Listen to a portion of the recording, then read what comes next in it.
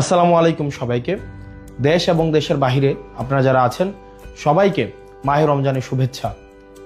রমজান আমাদের মাঝে প্রত্যেক বছর আসে আত্মশুদ্ধির উপলক্ষ নিয়ে।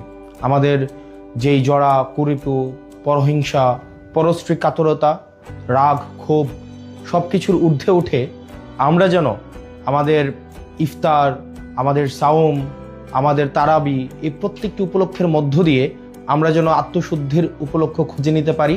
আল্লাহ আমাদের সেই তৌফিক দান করুক এবং সবাই যেন আমরা এই পরিশুদ্ধির মধ্য দিয়ে আমরা যেতে পারি এবং আমরা তাকওয়া অর্জন করতে পারি। এই রমজানে প্রত্যেক বছর দেখা যায় কিছু অসাধু ব্যবসায়ী সিন্ডিকেট প্রতি বছর এই রমজানের উপলক্ষে তারা দ্রব্যমূল্যকে পুঁজি করে, দ্রব্যমূল্যকে এক রকমের সিন্ডিকেট করে আমাদের সাধ্যের বাহিরে নিয়ে যায়।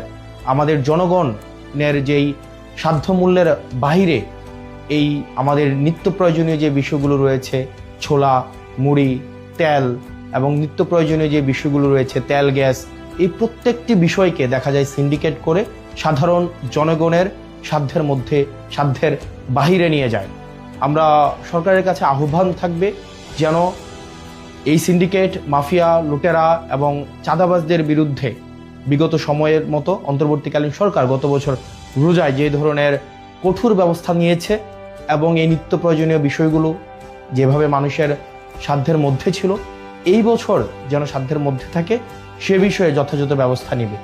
একই সাথে এই রমজানে আমাদের দেখা যায় প্রত্যেক বছর বিদ্যুতের যেই ঘাটতিটা ঘটে সেটা আমরা গত বছর দেখতে পাইনি।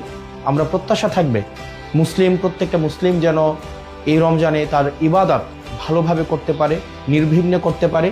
এই জন্য নিরবিচ্ছিন্ন বিদ্যুৎ সরবরাহ যেন ধর্মীয় প্রতিষ্ঠানগুলো এবং বাড়িতে নিরবিচ্ছিন্ন বিদ্যুতের যেন ব্যবস্থাটি সুনিশ্চিত হয় সে বিষয়ে যথাযথ ব্যবস্থা নেবে।